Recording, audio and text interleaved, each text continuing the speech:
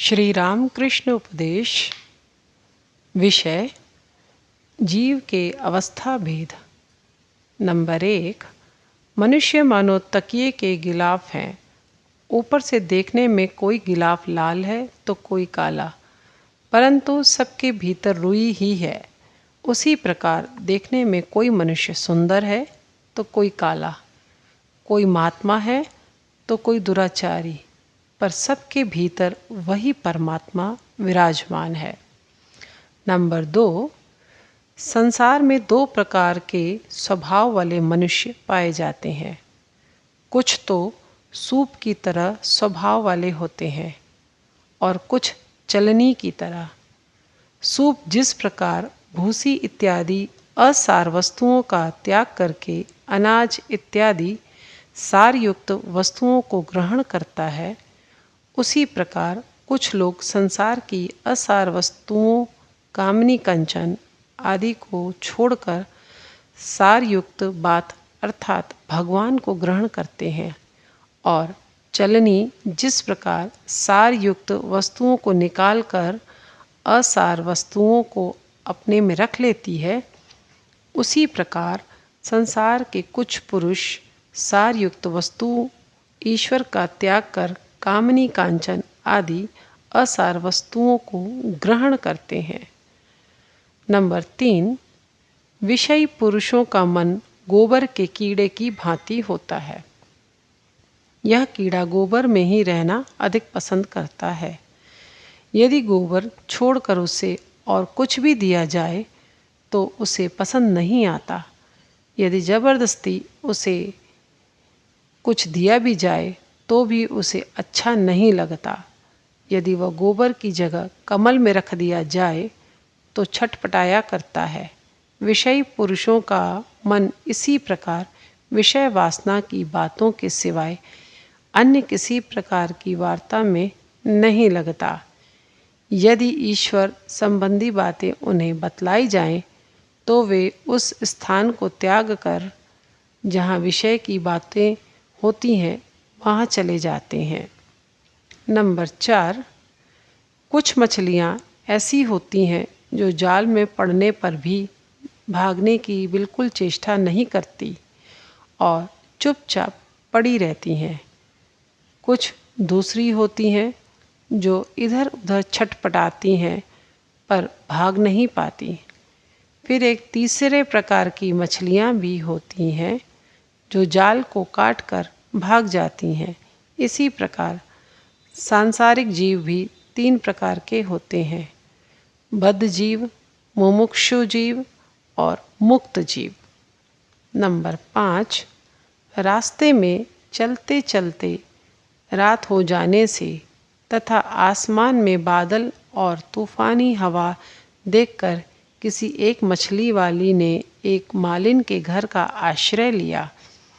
मालिन ने उसे पुष्प गृह के बरामदे में ठहराया और यथा योग्य उसकी सेवा की, परंतु मछली वाली को किसी प्रकार नींद न आई।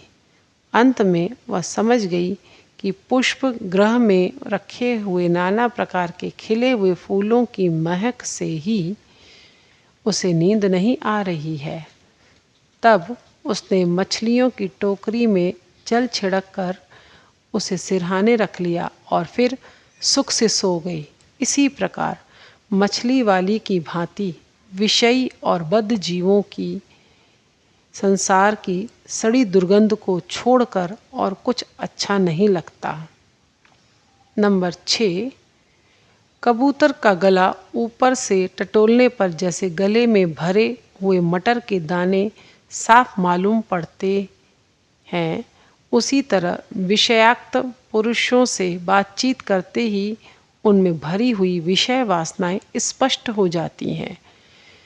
विषय की बातें तो उन्हें भली मालूम होती हैं, किंतु धर्म की बातें अच्छी नहीं लगती। नंबर 7। यदि किसी ने मूली खाई हो तो उसकी डकार से ही पता चल जाता है।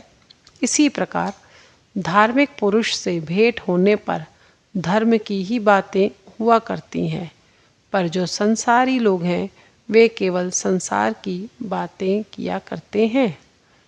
नंबर 8, 2 प्रकार की मक्खियाँ होती हैं। एक तो शहद की मक्खियाँ जो शहद के अतिरिक्त और कुछ भी नहीं खाती, और दूसरी साधारण मक्खियाँ जो शहद पर भी बैठती हैं और यदि सड़ता हुआ घाव दिखलाई पड़े तो तुरंत शहद को छोड़कर उस पर भी जा बैठती हैं। इसी प्रकार 2 तरह के स्वभाव के लोग होते हैं। जो ईश्वर में अनुराग रखते हैं वे ईश्वर की चर्चा सिवाय दूसरी बात करते ही नहीं, और दूसरे जो संसार में आसक्त जीव हैं वे ईश्वर की बात सुनते सुनते यदि किसी स्थान पर सांसारिक बातें होती हों तो तुरंत भगवान की चर्चा छोड़कर उसी में संलग्न हो जाते हैं। नंबर 9, संसारी जीव स्वयं तो हरि नाम सुनते ही नहीं बल्कि दूसरों को भी नहीं सुनने देते। वे धर्म और धार्मिक पुरुषों की निंदा किया करते हैं। कोई यदि ईश्वर के ध्यान में मग्न हो तो वे उसकी हंसी उड़ाते हैं।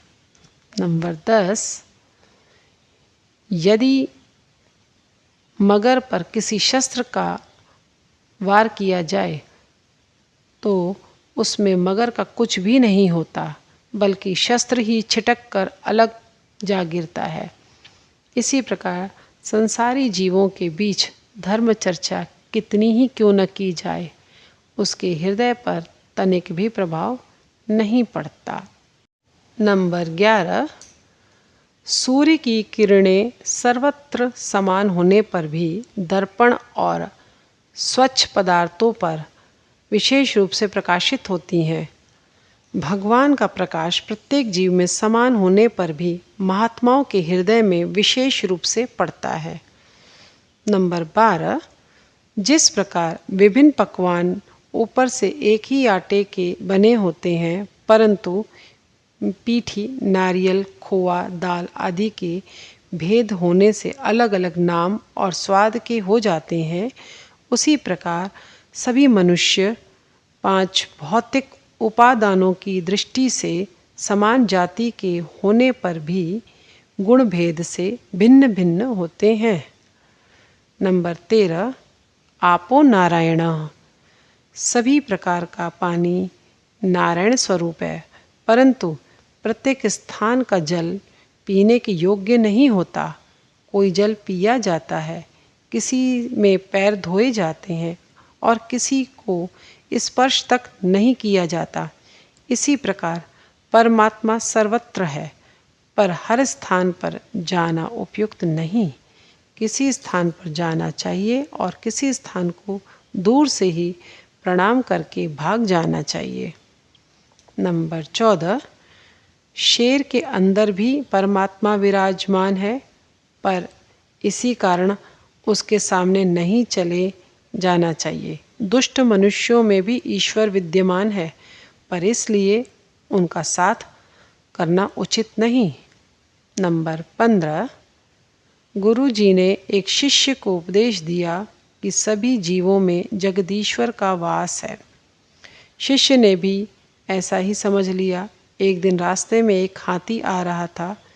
उसके महावत ने कहा, हट जाओ। शिष्य ने सोचा, मैं क्यों हटूं?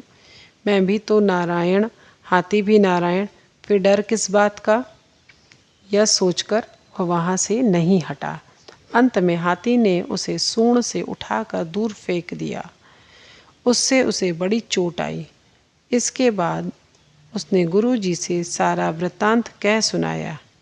इस पर गुरु जी ने कहा, भली कही, यह ठीक है कि तुम नारायण हो और हाथी भी नारायण है, पर ऊपर बैठे हुए महावत रूपी नारायण की बात तुमने क्यों नहीं सुनी? नंबर 16, साधु पुरुषों का क्रोध कैसा है जानते हो? जैसे पानी पर की लकीर।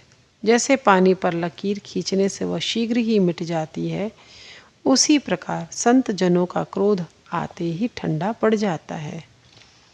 नंबर 17, यह ठीक है कि ब्राह्मण के घर में जन्म लेने से सभी ब्राह्मण होते हैं, किंतु उनमें कोई तो बड़े पंडित होते हैं, कोई पुजारी होते हैं, कोई रसोई बनाते हैं और कोई वेश्याओं के दरवाजे पर भटकते फिरते हैं। नंबर 18, जैसे कसौटी पर सोना या पीतल को घिसते ही उसके भेद का पता चल जाता है, उसी प्रकार भगवान के निकट सरलता या कपटता का पता शीघ्र ही चल जाता है। नंबर 19, मनुष्य दो प्रकार के होते हैं, एक तो मानुष और दूसरे मानहोश। जो मनुष्य भगवान के लिए व्याकुल होते हैं वे मानहोश हैं, और जो कामनी कांचन विषय में उन्मत्त रहते हैं वे साधारण मानुष्य हैं। नंबर 20, बद्ध सांसारिक जीवों को किसी भी तरह होश नहीं होता। संसार के नाना दुख कष्टों और विपत्तियों में पड़े रहने पर भी उनको चैतन्य नहीं होता।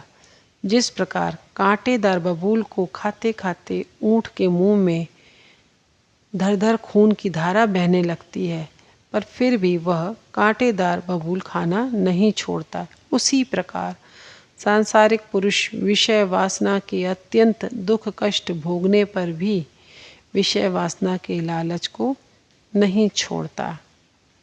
नंबर 21, वाचाल कपटी दंभी लंबा तिलक और रुद्राक्ष माला धारण करने वाले ढोंगी, लंबा घूंघट निकालने वाली स्त्रियां एवं काई वाले तालाब का ठंडा जल ये बहुत हानिकारक होते हैं। ऐसे लक्षण जिनमें हो उनसे सावधान रहना चाहिए।